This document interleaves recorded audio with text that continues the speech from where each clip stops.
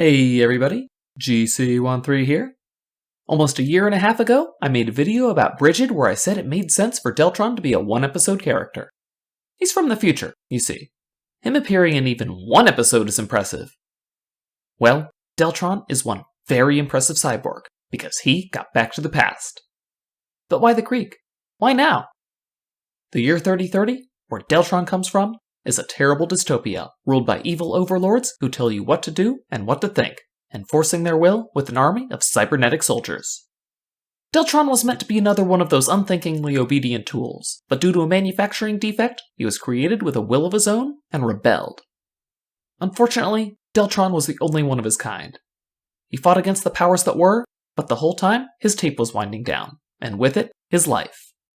He retreated to the past to search for more tapes to give himself the power to keep fighting, but instead was found by Craig, Kelsey, and JP. Befriended by the Stump Kids, they were the ones who ended up giving Deltron the answer to all of his problems.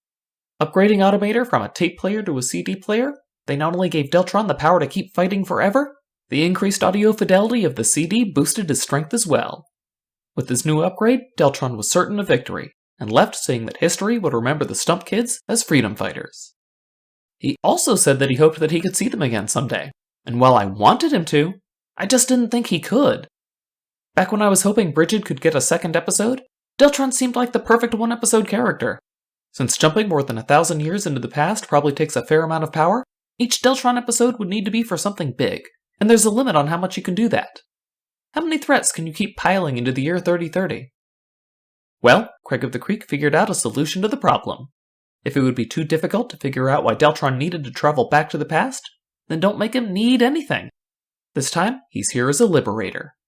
When Craig needed him the most, he showed up with an explosion and spitting fire on the mic, giving the Creek a taste of positive contact, a song that, depending on your perspective, has traveled 21 years either forwards or backwards in time to be where it is.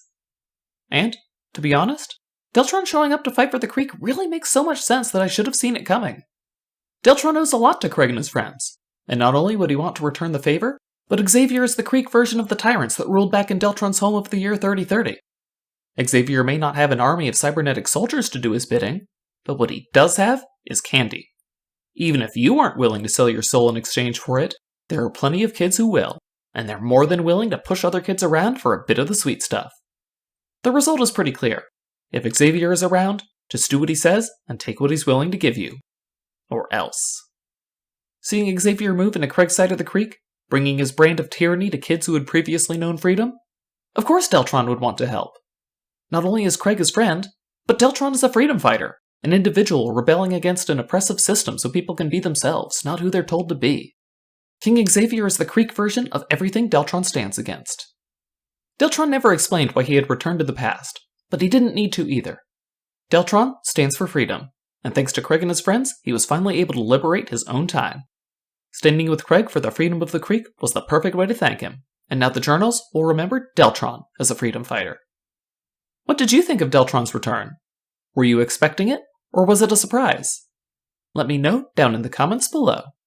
Like the video if you liked it, dislike it if you didn't, and make sure you subscribe to the channel for more cartoon videos.